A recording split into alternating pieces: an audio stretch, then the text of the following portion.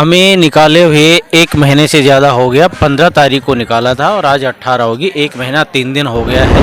के हिसाब से 2009 में ही इन लोगों को पता चल गया था कि हमारे देश में कोरोना आएगा और हम इनको ले लेते हैं। ये सरकार है पूरे तरीके से प्रोपगंडे करते घूमती है, ना कुछ करती है और ना कुछ धरातल पे बातें होती हैं। कहते हैं कुछ और करते हैं कुछ, पूरे दिखावे के तौर पे चल रहे हैं। ये होती है वो कभी सामने आने ही नहीं देते हैं। किसी भी प्रकार से जुमलेबाजी करके गोल गोल राउंड कर करके उन चीज़ों को दबाने की कोशिश की जाती है। और मैंने अभी बताया ना कि आरटीआई का जवाब इस तरीके से कि कोई भी पॉइंट लागू नहीं है हमारे पास।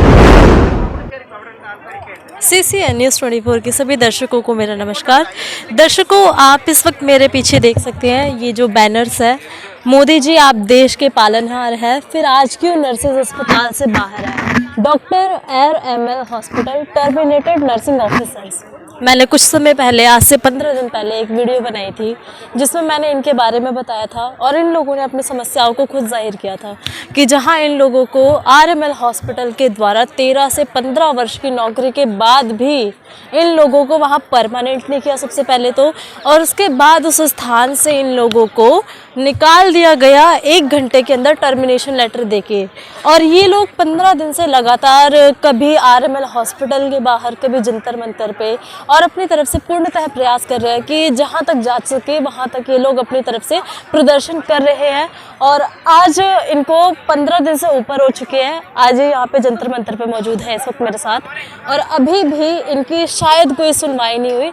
एक बार बात करते हैं कि इनकी सुनवाई अभी तक क्यों नहीं हो पा रही है। आप जानते होंगे कि अभी 2 दिन पहले प्रधानमंत्री जी का अपने दिल्ली में रोड शो भी था। तो प्रधानमंत्री मोदी जी को अपने 2024 के लोकसभा चुनावों की ओर ध्यान दिलवाने के लिए कार्यकारिणी बैठक करने का समय है, लेकिन इन लोगों की आवाज़ सुनने का कोई भी उनको मौका नहीं लग रहा। एक बार जानते हैं कि अब ये क्या कदम उठाएंगे आगे अपनी नौकरी वापस पाने के लिए, या फिर अब ये नौकरी करना चाहते हैं भी कि नहीं करना चाहते। सर, कितने दिनों से आपका ये प्रोटेस्ट जारी है? हमें निकाले हुए 1 महीने से ज़्यादा हो गया। 15 तारीख को निकाला था और आज 18 होगी। 1 महीना 3 दिन हो गया है। उसमें हम 10-15 दिन तो मंत्री लोगों के यहाँ ऑफिसों में गए हैं और लोगों के पास में वहाँ जा के हमने अपनी रिक्वेस्ट डालने की कोशिश की थी, लेकिन उन्होंने हमारी बातें नहीं सुनी। उसके बाद से हम 5 तारीख से आज तक प्रोटेस्ट पे चल रहे हैं। पहले हमने RML पे प्रोटेस्ट किया था, फिर यहाँ बीच में आए जंतर मंतर पे आए थे, फिर RML चले गए थे, RML से हमें फिर भगा दिया, अब फिर से जंतर मंतर पे आ गए हैं। तो जब तक कि हमारी नौकरी वापस हमें नहीं मिलेगी, हमारा प्रोटेस्ट कंटिन्यू रहेगा। और ये लोग हमारे साथ में बहुत बड़ी चीटिंग कर रहे हैं, बदमाशी कर रहे हैं। हमने लेटर डाले हैं, डायरी कर कर के लेटर डाले हैं, कुछ RTI डाले हैं। उन आपको मैं एक बहुत अच्छी चीज़ बता रहा हूँ कि इन लोगों का किस तरीके से ये गलत यूज़ देते हैं। हमने RTI डाली थी कि हमारे साथ में ऐसा क्यों किया जा रहा है मिनिस्ट्री में। मिनिस्ट्री वालों ने RML में भेजा होगा।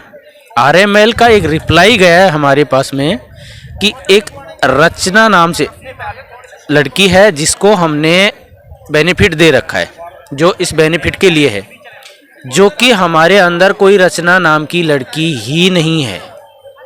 सेकंड, आपको जुमलेबाजी में फंसा रहे हैं, गोल गोल करते हैं। सेकंड, इन्होंने कहा है कि 2 स्टाफ तो छोड़ के जा चुके हैं, जो कि 43 के 43 यहाँ बैठे हुए हैं, कोई 2 स्टाफ छोड़ के नहीं है। थर्ड, इनका रिप्लाई है उसके अंदर कि इन लोगों को कोविड के लिए लिया गया था और आज कोविड खत्म हो गया तो हम इनको निकाल रहे हैं। मतलब इनके अकॉर्डिंग 13 साल पहले से आ गया है देश के अंदर कोरोना। इनके हिसाब से 2009 में ही इन लोगों को पता चल गया था कि हमारे देश में कोरोना आएगा और हम इनको ले लेते हैं, और आज इनका कोरोना खत्म हो गया।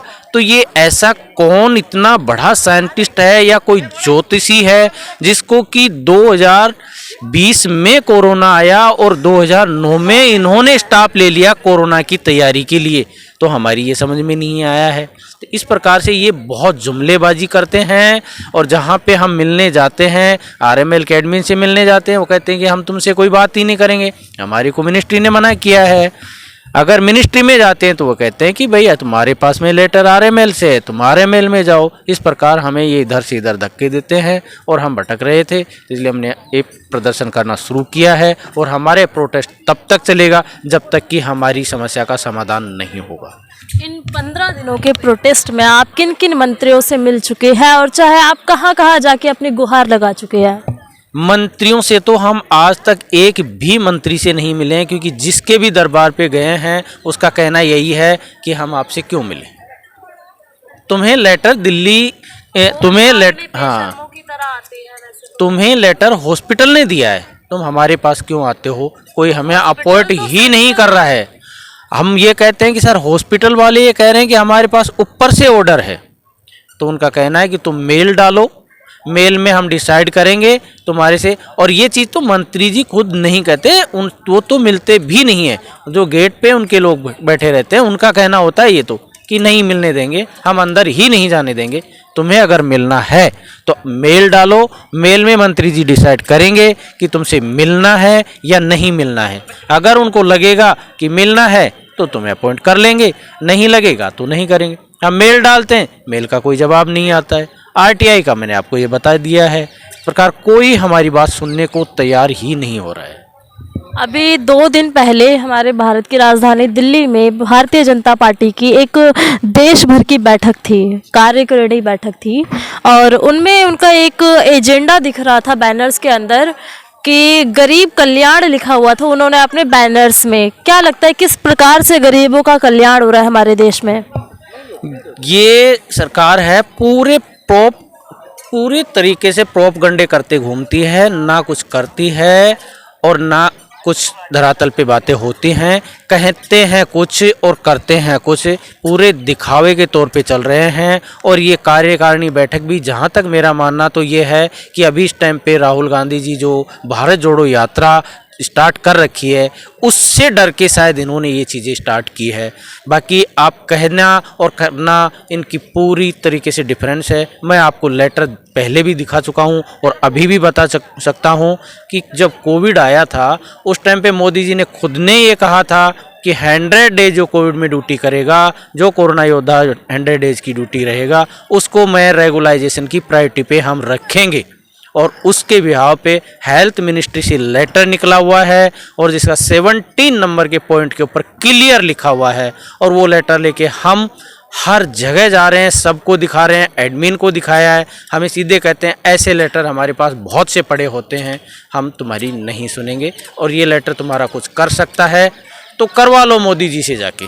अब मोदी जी तक हम आवाज़ कैसे पहुंचाएं, उसका हमारे मोदी जी केवल अपने ही नेताओं को आगे बढ़ाते हैं। आपको पता होगा कि अभी जो कोविड में 2020 में इनके डॉक्टर हर्षवर्धन को WHO में सेक्रेटरी पद आई थिंक हासिल हुआ था, तो इन्होंने अपने एक नेता को इतनी आगे विश्वव्यापी संगठन में भेज दिया। और आप लोग जो जमीनी स्तर पे कार्य कर रहे हो, 15 दिन से प्रोटेस्ट पे बैठे हो और अभी तक आपकी सुनवाई नहीं हो पाई।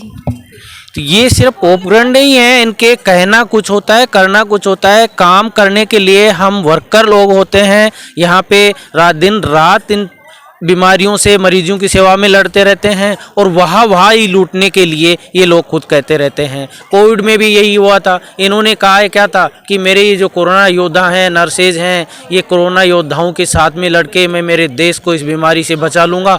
और जिस दिन रात दिन हम अपनी जान की परवाह किए बिना इस कोविड की बीमारी के अंदर सेवा दी है और आज इन सब नर्सेज को भूल गए हैं और अपनी वाहवाही लूट रही है कि हमारी सरकार ने इस तरीके से काम किया, हमने मरीजों की जान बचाई है, हमने कोरोना के साथ में इस तरीके से लड़ाई लड़ी है, हमने ये सेवा की है। कोई किसी प्रकार की इन्होंने फैसिलिटी नहीं दी है कोरोना योद्धाओं के साथ में, पूरे जुमलेबाजी किया है इन्होंने। और कोरोना योद्धा के नाम पर आप लोग पूरे देश भर में फंडिंग भी मांगी गई थी, PM केयर फंड्स, और जिनका अब उपयोग होगा लोकसभा चुनावों में। फंडिंग आपके नाम की इस्तेमाल कोरोना फंडिंग के नाम से हमने भी फंडिंग की है, जिसमें हमारी तरफ से भी फंडिंग का शेयर गया हुआ था। उसका कहाँ पे यूज़ किया इन्होंने, वो यूज़ आप भी जानते होंगे कि कहाँ यूज़ होगा। फूल बरसाएं, ताली बजवाइए। फूल क्या बरसाए, आज इस तरीके से देखा जाए तो हमारे लिए तो अंगारे बरसा दिए, हमारे ऊपर तो इन्होंने कहर गिरा दिया है। तो फूल बरसाने की बातें ही कहाँ रही है। तो हम मोदी जी सरकार से यही रिक्वेस्ट करते हैं, हमारी यही विनती है कि हम हमारी इस सेवा को देखते हुए हमारी नौकरी हमें वापस दी जाए। यदराम जी, इस वक्त यहाँ पे काफ़ी नेशनल मीडियाज़ मौजूद है, तो इनमें से कोई एक भी आया आप लोगों की बात सुनने यहाँ पे? देखिए मैम, ये चीज़ आपको भी पता है, हमें भी पता है, नेशनल मीडिया किसका है। नेशनल मीडिया मोदी सरकार का है। हमने नेशनल मीडियाओं से संपर्क करने की पहले भी कोशिश की है और अभी यहाँ पे भी बराबर में आए हुए थे, ये रेसलर लोग आए थे, इनकी कवरिंग कर रहे हैं ये, लेकिन हमारी तरफ इनके कैमरे का मुंह भी नहीं घूमा। हमने जा के भी कहा कि सर हम ऐसे इस तरीके से नर्सेज हैं, हमारे साथ ये प्रॉब्लम हुई है और आप हमारी समस्या का भी आप इसके अंदर कवर करने की कोशिश करें। तो किसी ने सुना तक भी नहीं, हमें कोई ऑर्डर नहीं है तुम्हारे लिए।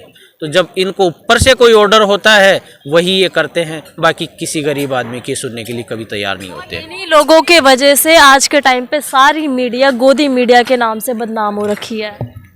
यही तो आप सबके सामने है। आप जैसे लोग होते हैं यही किसी गरीब आदमी की आवाज़ सुनते हैं, नहीं बाकी इन लोगों के पास में जाते हैं तो एंट्री ही नहीं होती है। आपको मैं दिखा सकता हूं कि इतने सारे मैसेज किए हुए हैं इन सब लोगों के पास में, और ऐसा नहीं है कि किसी के पास में गया नहीं है। यहाँ तक कि दिखा दूं, अपने को पता होता है कि जो मैसेज आता है, मेरी साइड से मैसेज गया 1 टिक आता है, आपकी तरफ पहुँच गया 2 टिक आ गया, आपने देखा 2 ब्लू टिक्स हो जाता है। 2 ब्लू टिक्स हुए हैं, बराबर उनको रीड कर रहे हैं, लेकिन कोई रिप्लाई नहीं है। ये तक नहीं हुआ कि क्यों और कैसे, कोई रिप्लाई नहीं है।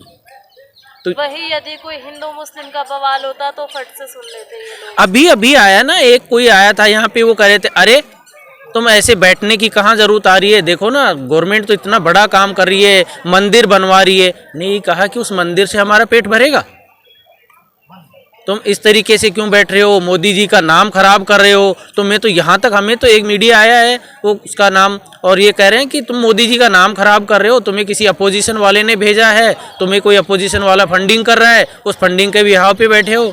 हम उनको लेटर दिखा रहे हैं कि ये लेटर देखो ना आप, इस लेटर में देखिए फंडिंग कौन फंडिंग करेगा हमें। सेंट्रल गवर्नमेंट का हॉस्पिटल है तो वहाँ पे ओपोजिशन की बात ही कैसे आती है। ये बेवकूफ है, बस जुमलेबाजी ऐसी इसी प्रकार से करते हैं।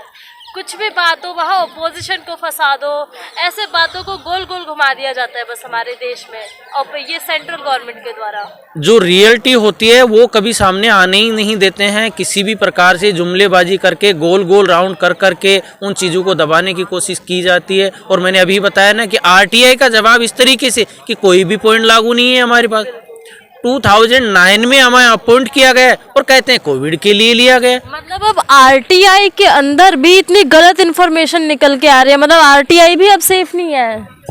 एक लोगों ने ये सोच रखा था कि भाई मुझे किसी प्रकार की कोई प्रॉब्लम होगी तो मैं आरटीआई से उस चीज़ का क्लियरिफिकेशन ले लूँगा कि यहाँ कहाँ गए। अब उस आरटीआई में भी इन लोगों ने फ्रॉड करना शुरू कर दिया है, उसको भी गोल गोल डाल देते हैं। और क्लियर मैं आरटीआई का लेटर आपको दिखा सकता हूँ, डॉक्टर पवन कुमार हैं उसके आरटीआई रिप्लायर, जिसने ये सारी चीज़ें गलत इन्फॉर्मेशन दे रखी है। 15 दिन से ऊपर हो चुके हैं आप लोगों को इस प्रकार से प्रोटेस्ट करते हुए, पीसफुल प्रोटेस्ट करते हुए। अब आप लोगों के अभी तक कोई सुनवाई तो हुई नहीं है। अब आपका क्या ठोस कदम रहेगा अपनी आवाज़ आगे रखने के लिए? जब तक कि हमारी बात नहीं सुनी जाएगी हम लोग प्रोटेस्ट करते रहेंगे। और फरवरी के फर्स्ट वीक में ऑल इंडिया लेवल पे 17 यूनियंस हैं वर्कर्स की, हेल्थ वर्कर्स की। हम सारे 17 यूनियंस वाले एक गेट टुगेदर रखेंगे और अगर हमारी बात नहीं मानी जाएगी तो अब स्ट्राइक पे जाने के लिए ये सारी यूनियंस एक साथ में हल्ला बोल होगा। जैसे किसानों के द्वारा किया गया था 1 साल तक, वो भी बॉर्डर पे बैठे थे, आप लोग उतने टाइम तक बैठने को तैयार है? 1 साल तक क्या, हम तो जब तक कि हमारे आने तब तक भी बैठे रहेंगे। हमारे पास में तो काम ही क्या बचा हुआ है, जो जॉब हमारा था वो जॉब इन्होंने छीन लिया है। तो अब जाएं तो कहाँ जाएंगे, क्योंकि जिस टाइम पे हम कहीं जाने लायक थे, जब कुछ कर सकते थे, वो टाइम इन्होंने हमारे से लिया। जो क्रूशियल टाइम था वो तो इन्होंने यूज़ कर लिया। आज हम अगर कहीं प्राइवेट में भी जाते हैं तो प्राइवेट वाला भी इस एज पे हमें ज्वाइनिंग कैसे देगा? वहाँ उनकी भी एक कोई क्राइटेरिया बनाए हो रहते हैं, 35 के बाद में वो लोग भी सर्विस पे नहीं रखते हैं। तो हम कंटिन्यू रहेंगे और कितना भी टाइम कुछ लगे हम कंटिन्यू ही प्रोटेस्ट करते रहेंगे जब तक कि हमारी बात नहीं सुनी जाएगी।